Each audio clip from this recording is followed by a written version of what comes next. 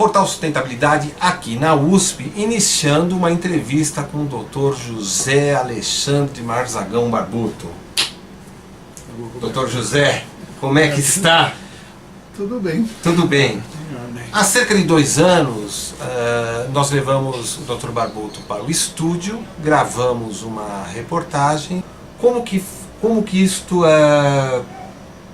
traz para você de perceber, até porque modestamente, eu quero aqui dizer, eu sei que você foi Globo, SBT, grandes programas, e o nosso programinha modestamente foi que levou, atravessou o oceano, né? Como que você enxerga esta dinâmica e o que isso tem de importância para você? Bom, na verdade, esse no final das contas, ou seja, a disseminação do estudo, ainda não dá para dizer que é um tratamento estabelecido, é um tratamento em estudo, em desenvolvimento, mas quanto mais gente puder ter acesso, quanto mais gente se envolver com isso, maior possibilidade disso atingir mais gente, que é, no final das contas, porque se faz esse trabalho. Sim. Que você iniciou há 17 anos, né? Isso. Tá. Vocês vão assistir agora algumas pequenas cenas da entrevista anterior do Dr. Barbuto. Boa tarde, amigo internauta. É com satisfação que recebemos em nossos estúdios o professor Dr. José Alexandre Marzagão Barbuto, graduado, pós-graduado, mestre em imunologia pela Faculdade da USP, especialista em imunologia na Alemanha e pós-doutorado nos Estados Unidos, também no Arizona, ou seja, uma folha de serviços prestados à sociedade irreparável. E hoje ele vai falar bastante sobre esse magnífico trabalho de produzir células sadias para proteger um paciente de câncer. E aí, professor Barbuto, que satisfação recebê-lo aqui. Prazer estar aqui, Roberto. Muito obrigado. Eu sei que você não gosta que a gente use a palavra vacina, né? Que não é uma vacina, né? Do ponto de vista imunológico mas na compreensão popular não. Não é. Vacina em geral se associa à prevenção, e o que nós fazemos é tratamento. Uma vacina de tratamento. E curiosamente, Barbuto, no final daquela entrevista, quase como de forma premonitória, outro dia eu fui assistir a entrevista porque eu me preparava para vir para cá, e eu vi que no final falei, bom, quem sabe aqui no futuro a gente grava umas novas cenas, numa nova dinâmica, porque alguém possa assistir esse programa. E isso de fato acabou acontecendo. Você acredita que essa experiência no exterior poderá agregar o conhecimento também de um lado ou de pessoas que enxergam de outra forma? Sem dúvida. Quanto mais... Ciência se faz em colaboração. Ninguém faz ciência sozinho.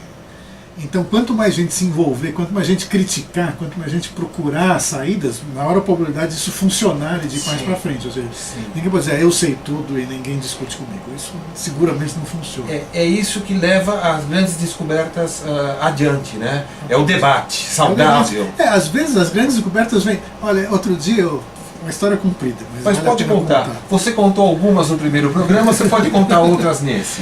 Eu escutei um podcast da Nature, estava lembrando a descoberta da estrutura do DNA, que foi o Watson Crick, ganharam o prêmio Nobel, e estava entrevistando um pós-doc da pesquisadora inglesa, a autora das fotografias que deram a dica para o Watson resolver a estrutura. Então ela não ganhou o prêmio Nobel, mas ela que fez a fotografia do DNA, o raio-x, a difração raio-x do DNA, que resolveu a estrutura do DNA, o Watson resolveu. E daí esse pós-doc perguntava, e como é que ela reagiu a isso? Ela falou, mas isso é ciência, cada um descobre em cima do trabalho do outro. É uma resposta, apesar de muito simples, mas absolutamente verdadeira, né? Então eu quero cumprimentar aqui o Antero Carvalho e a criação do Centro Europeu de Desenvolvimento de Terapias Complementares para o Câncer, porque o Dr. Barbuto atende pessoas somente em casos de metástase, né? Ou seja, quando o câncer está disseminado pelo organismo. E eu sei, e já conversamos algumas vezes, o quão é difícil até emocionalmente atender uma pessoa, uma família que vive esta dinâmica, né? E qual é a tua expectativa, o que você gostaria que acontecesse no futuro? Bom. Não, como qualquer médico quer curar os doentes. Assim, o médico não é treinado a lidar com o fracasso. Sim. Ou seja, a doença que não se cura é muito frustrante. Sim. Então, mas nem sempre se cura. Esse é o ponto. O médico não pode desistir porque não é capaz de curar, mas ele tem que ser capaz de cuidar. Sim. Qualquer tratamento que melhore a qualidade de vida, mesmo que não cure, se melhorar a qualidade de vida, diminuir sofrimento, é ótimo. E o tratamento imunológico para o câncer é uma estratégia com potencial muito grande. Ou seja, talvez ele não seja capaz de eliminar o tumor. Parece que ele é sim, mas mesmo que não seja... Até porque seus pacientes, quando vêm aqui, falam, doutor, se eu estou curado eu não sei, como é que é essa história? Não, mas que eu não fico mais resfriado. Eu não fico mais resfriado. Esse foi um paciente que contava. Não sei se eu não estou, se isso funciona, mas eu nunca mais peguei resfriado. Porque você liga o sistema imune. Né? Então, mas ou seja, se você conseguir transformar o câncer numa doença crônica, que não provoca mais sofrimento, isso já é um grande sucesso. Eu acho que o sistema imune é capaz de mais do que isso. Mas óbvio que tem muito trabalho pela frente, tem muita coisa para ser feita. Qual que é o seu nome? É Gabriela. Gabriela, o que você está fazendo? Estou separando as células dendríticas do sangue. Do sangue de um paciente? De um doador.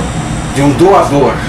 Ou seja, a célula sadia para que seja somada à célula doente, digamos assim. Para a gente poder comparar algumas coisas.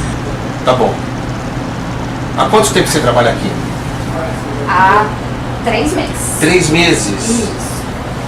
Se quiser filmar, ó, dá pra ver a célula aqui, ó, bonitinha. Deixa eu ver a célula aí. Aqui, ó.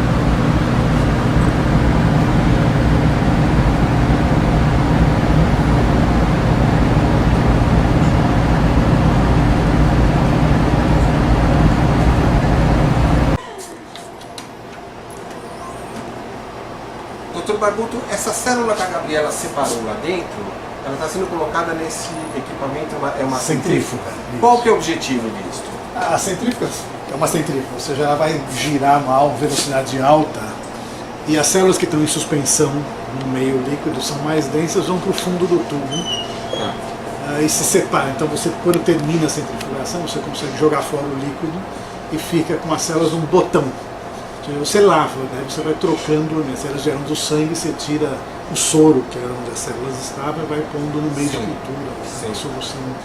O que você faz depois com essas células que você retira daqui? Então, essas células você usa no que você quiser. Você pode pôr em cultura, você pode congelar. Cultura para fazer o que você quiser, depende do que você quer e que células. E, na verdade, aí você tem uma mistura das células do sangue. Sim. E você pode usar... Só dendrítica? Não, célula dendrítica praticamente não tem. Não tem aí? Tem muito pouca. O que tem para fazer célula dendrítica é o precursor, que é o monócito. Se você quiser fazer célula dendrítica, você pode pegar esses precursores, pôr em cultura, no meio de cultura apropriado, com os estímulos apropriados, essas células se transformam, se diferenciam in vitro, na cultura, em células dendríticas. Sim. Se você quiser usar os linfócitos para ver a resposta, você pode usar direto. Bom, aí você pode fazer qualquer coisa. Ou você pode congelar essas células. Você põe no meio apropriado, que evita que essas células, quando congelarem, formem cristais de água dentro das células, formem cristal. Se formar um cristal de gelo, fura a membrana da célula. Quando você descongelar, a célula morre. Então, esse meio... É como se fosse uma roupa protetora dela, digamos assim. Interna, inclusive. Interna. Ou seja, ela evita que se forme cristal. Sim, sim. E daí essa célula fica estável.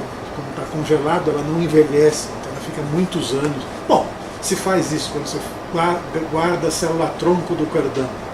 Tem um fio, vamos guardar a célula tronco do cordão. É isso aí que você põe nesse meio que mantém essas células estáveis e daí você congela em nitrogênio líquido. Tá, e você... é aqui dentro? Vamos lá então. Por favor. Esse é um tanque de nitrogênio líquido. Sim.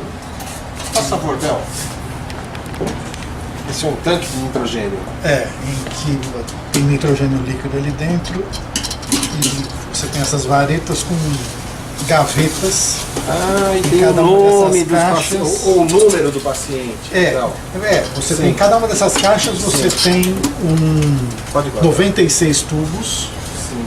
Em cada caixinha Em dessa? cada caixinha dessa tem 96 tubos. E cada Aí um você tem pode- uma célula. Tem um tipo de tem um tipo uma, de- uma célula de uma determinada fonte. De uma determinada fonte. Pode ser qualquer coisa. Tá. E isso está reservado aqui para uma futura utilização. Isso. Essas células estão guardadas. Ou seja, pode ser ter célula de cultura, célula de linhagem. Você estuda um tumor, você mantém o tumor em cultura, mas você não quer que as células se modificam em cultura. Então, para você poder estudar sempre a mesma célula, Ah, você congela várias alíquotas e você começa sempre da mesma. Sim, você tem a mesma fotografia dela, digamos assim. Senão essa célula vai modificando, se adaptando. E daí você Nesse caso aqui você tem células então do paciente doador e do paciente você tem células de pacientes, você tem célula do tumor de do paciente. tumor de paciente. Você pegou o tumor, dissociou, para permitir que o meio chegue perto das células e congelou, ou você tem células do sangue do doador, células. Aí, qualquer célula. E por que você, ficam tanto tempo guardadas? Porque o que acontece? Isso não é aplicado imediatamente no paciente? Não, quase nunca imediatamente. Assim, bom, quase nunca. Depende do protocolo. Sim. Mas o protocolo que nós temos correndo agora é o protocolo para neuroblastoma. E o neuroblastoma é um tumor que às vezes é um tumor infantil, tumor abdominal mais comum nas crianças, que às vezes sara sozinho, literalmente sozinho. Você não precisa fazer nada, ele regride, involui e sara. Mas às vezes progride e De forma... vai para transplante de medula e depois do transplante volta o tumor e daí não tem muito mais o que fazer. Nesses casos nós temos o protocolo. As crianças que chegam até o transplante, na hora que o sistema imune volta a funcionar, depois do transplante, nós vacinamos para ver se isso evita que o tumor volte. Isso é um período longo entre a cirurgia que tirou o tumor e então isso fica guardado às vezes Fica por guardado anos. no Just in case. Just in case, exatamente. Se eu precisar. E às vezes fica aí só para a gente estudar, porque a criança não precisa mais. Tá. Nesse caso, os tratamentos, ultimamente você tem aplicado mais o tratamento em crianças. Em crianças, o protocolo que tem maior número, que é o protocolo corrente, é o paciente neuroblastoma. Mas em termos práticos, quando você faz essa fusão, que é feita aqui nesse laboratório, Sim. né, você chama o médico que está tratando do paciente e entrega isso? Ou é você que aplica? Não, eu entrego para o hospital. Você entrega para o hospital. Ok. E essa pesquisa tem 17 anos, se não me falha a memória. Isso. Né? E você já praticamente atendeu uma centena de pacientes. Sim. De 2 ou 3 anos para cá, quando a gente tomou esse assunto como um compromisso do Portal Sustentabilidade para divulgar o seu trabalho, que dispensa comentários, eu me lembro que eu havia conversado com pacientes, ou com um paciente pelo menos, que morava no Rio de Janeiro, que ele era portador de uma metástase, assim como todos os pacientes que estão aqui sendo atendidos, né? Ele era portador de uma metástase e estava há 12 anos vivo, né? E isso é um negócio que é incomum, é incrível, né? Ou seja, a gente pode dizer que, de uma certa forma, o teu tratamento congela a doença e mantém o cara vivo do jeito que ele estava, do jeito que você recebe o paciente?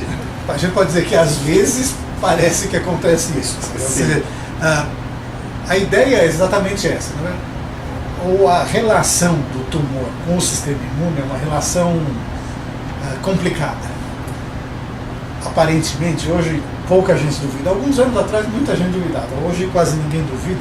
O sistema imune é sim capaz de controlar o crescimento do tumor.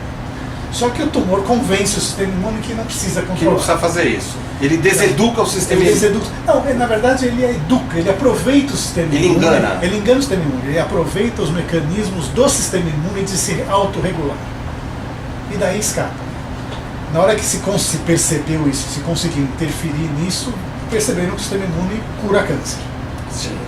Sim, E esse é o grande Ou seja, recente. o ser humano é capaz dele mesmo curar aquilo que ele, Isso. em tese, Com uma produziu. ajuda, Uma externa. pequena ajudinha Uma ajuda externa do senhor.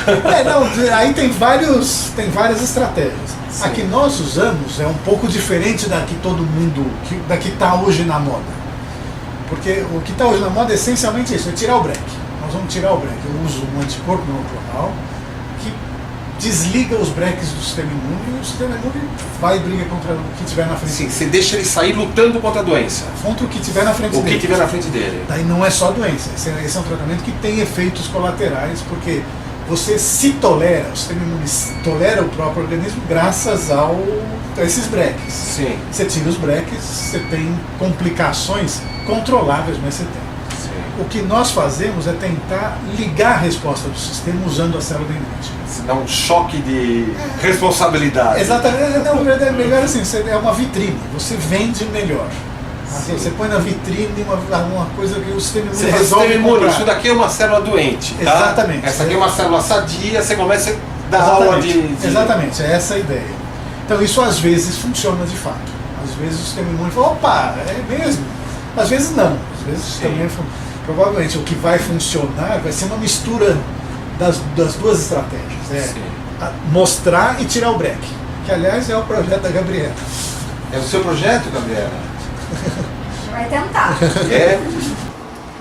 Eu acho que o professor, ele é uma pessoa que é super admirável a maneira que ele ensina aos outros. Ele compartilha o conhecimento. E a gente só faz ciência quando a gente compartilha o conhecimento.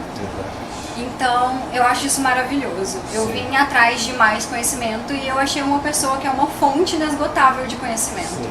Então, ele é super acessível. E isso engrandece muito a gente. Então, eu sempre procuro prestar muita atenção sempre no que ele fala, nas ideias que ele tem, nas dicas que ele dá. Ele é uma pessoa que instiga o seu conhecimento também. Ele Provoca. Provoca demais. Ele te pergunta, mas por que você vai ver isso? É interessante ver aquilo. Então, eu acho isso sensacional. Assisti palestras, já assisti até ele dando aula, ministrando aula para o curso de medicina, e eu acho que ele foge do óbvio. Isso é super legal, porque não é só aquele conteúdo em caixinhas, ele abre a sua caixinha, ele expande os seus horizontes. Sim. Então, ele estimula o aluno a pensar, ele fala, olha, a gente tem isso, mas a gente tem isso daqui Pensar também. fora da caixa. Pensar fora da caixa, com certeza. Muito obrigado. Imagina, o que agradeço. E desculpa incomodar aqui Imagina. a sua tarde, tá? Imagina, E parabéns agradeço. pela sua escolha. Obrigada. Bom, e que o Brasil Me sinto lisonjeada de poder estar aqui, com certeza. o Brasil precisa de gente como você, como ele, tantas outras. Obrigada. Tá bom? Obrigado. Considerando todas essas, digamos, essas experiências com cerca de 100 pacientes, né? O que você enxerga do futuro que esse tratamento vai alcançar? Muito mais do que a gente imagina, eu acho. Porque na verdade essa célula, a célula dendrítica, não serve só para isso. Ela é um centro regulador do sistema imune. Então ela serve para ligar, mas também serve para desligar. Da mesma forma que eu quero que o paciente combata um câncer, eu quero que ele não combata um rim transplantado. E se eu entender direito como essa célula funciona, eu posso fazer uma célula que faz o sistema imune comprar a briga e uma outra que faz o sistema imune Fique não quietinho. comprar. Fique quietinho. Fique quietinho aí. Então eu acho que o caminho é esse. Óbvio que a dificuldade, por enquanto difícil de lidar, é a heterogeneidade dessa célula. Essa célula é feita para ser sensível. Então se eu olhou torto, ela muda. E muda um monte de coisa. Qual dessas coisas tem a consequência que você quer que tenha? Sim. Então isso é trabalho. É trabalho para Se eu estou bem entendendo, quer dizer, as questões estatísticas são fundamentais nisso também, né? Para que você faça um armazenamento de ideias, porque quando você propôs a solução A, você teve o resultado X, Y, Z. Oh, não deu certo. Quando você tem a solução B, o resultado foi W, não sei o que lá. Como que é esta compilação de informações e manter isso up to date para todos os alunos? Na verdade, essa talvez seja a revolução moderna na biologia. que é o chamado Big Data. Ou seja, você não faz uma pergunta mais específica. Olha, eu quero saber se quando eu dou um pontapé a célula está vermelha. Não. Eu quero saber quais são as modificações que a célula sofre quando ela fica vermelha, quando ela leva um pontapé. E daí eu não procuro a cor, eu procuro a cor, a temperatura, eu faço essa análise 360 graus. 360 graus, com análise de biologia molecular, genômica, ou seja, eu leio tudo que está acontecendo. Alguns anos, quando disseram, nós vamos sequenciar o genoma humano, disseram, isso vai levar décadas. Verdade, levou. Só que agora você sequencia em algumas horas. Sim. Então você consegue dar o pontapé na célula e ver tudo o que aconteceu, todas as respostas que essa célula sofreu em termos de mutação. Não de mutação, de resposta. Ou seja, que genes estão sendo expressos. Sim. Ou seja, quanto do DNA virou RNA e esse RNA que função está feito. Então você tem milhões de dados. O problema é que isso não é analisável individualmente. Você tem que ter computador analisando isso. Aí você tem que ter programadores de computador que saibam o que procurar. Então essa é uma nova ciência que está surgindo, tem muito pouca gente. Pouca gente. Você gera dados, milhões de dados, como é que eu lido com isso? Um dia isso vai ser útil. Hoje eu acho que ainda está difícil de traduzir. Você vai ver isso? Ah, sim? Sim? Estou vendo, já está aparecendo. Legal. Já tem. Você já começa a ter informações e vem tudo isso. Ainda depende do gut feeling. Ainda tem assim, porque você tem, eu tenho 450 alterações, se agrupam mais ou menos assim, mas qual dessas? Perfeito. Lá atrás. Vamos lá fora agora para você mostrar mais um pedacinho do seu trabalho. Se você tivesse hoje o poder de evoluir o seu trabalho aqui dentro, o que você gostaria que acontecesse, o que você faria para uma evolução mais rápida disso? O gargalo, na verdade, da pesquisa universitária, no meu e na verdade não é só do meu, é pessoal. Ou seja, a pesquisa na universidade é feita com alunos. Quem faz o trabalho são os alunos. Sim. Mas os alunos estão aqui para aprender. Então ele faz parte do aprendizado, errar, repetir, acertar, ver o que foi. E uma vez aprendido, logo vou arrumar um emprego. Se ele aprendeu, ele vai trabalhar com isso. Então a pesquisa em si vai mais devagar do que poderia. Você vai dizer, mas existem os institutos de pesquisa, mas são poucos. A universidade tem algo. Bom, para mim, a minha solução seria ter pessoal dedicado. Hoje, o trabalho da vacina é feito por trabalho voluntário, doutora Patrícia, e pelos alunos que colaboram. Na verdade, essencialmente é a Patrícia que se dedica, mas os alunos que colaboram, testar novas ideias, testar novas estratégias. Mas não é um pessoal dedicado integralmente a isso, porque o aluno está fazendo, agora tem que fazer disciplina da pós-graduação. Vai fazer professor, disciplina. Tem um exame amanhã, tem um não sei o quê. Tem que fazer disciplina, tem que fazer isso. Larga o sapo aberto aí. Exatamente. E vamos embora. Porque é o contrato dele, se formar. E é o compromisso dele. Exatamente, o que ele tem que fazer, tem que fazer isso. Tenho certeza que o Portal Sustentabilidade, de alguma forma, se prepara para cooperar, para que você consiga equacionar esta demanda. Muito bom. Vamos um pouquinho lá para a sala do Dr. Barbuto. Mas como eu disse, quanto mais gente fizer, melhor, quanto mais se dedicar nisso. Eu, como te conheço há muito tempo, eu sempre brinquei com você vai lembrar disso, que eu dizia assim, olha, o dia que você aparecer na Globo, você conta, você fala, eu sou amigo do Roberto, um abraço, parabéns, o Brasil e o mundo precisam de você. Todos precisamos de todos. Obrigado.